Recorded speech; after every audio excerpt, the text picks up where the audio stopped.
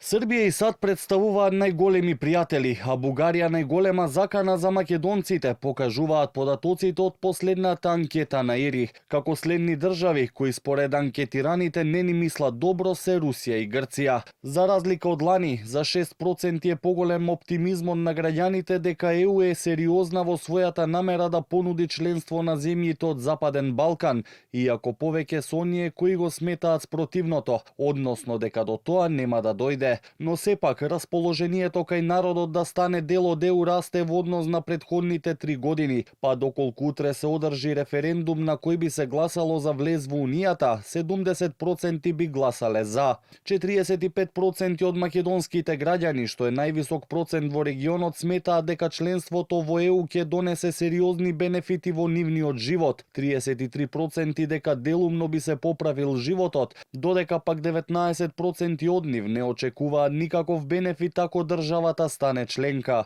Според податоците, од регионот најголем скептицизам дека ЕУ ќе понуди членство, а и најмала желба за истото има кај граѓаните на Србија, која од година во година се зголемува, а дури 47% не очекуваат никакво подобрување на животот, што покажува сериозно антизападно расположение. Високите цени и стандардот се проблемот број 1 за граѓаните од речиси сите 5 анкетирани држави, односно 36% од испитаниците во земјава се најзасегнати од ова прашање. На второ место е корупцијата со 14%, па потоа следуваат невработеноста и сиромаштијата. Што се однесува до корупцијата во земјава, која како сериозен проблем ја гледаат 66% од граѓаните, најмногу од нив сметаат дека има намерно несоодветно трошење на пари. 22% одговориле дека оние кои се на позиција делуваат во свој наместо во интересот на граѓаните. Добар процент одговорили и дека истрагите обвиненијата за кривични дела се несоодветни, како и дека повеќе се носат одлуки врз основа на врски отколку померит системот.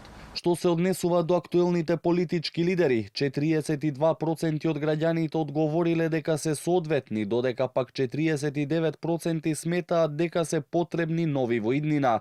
Дури 45% кажале дека државата треба да ја водат експерти, а не политичари. Податоците ИРИ ги прибирале од мај до јули годинава, очи во очи со испитаниците, најчесто во нивните домови, со можен процент на грешка во податоците од речиси 3%. Во земјава се опфатени повеќе региони, возраст, пол и етничка припадност.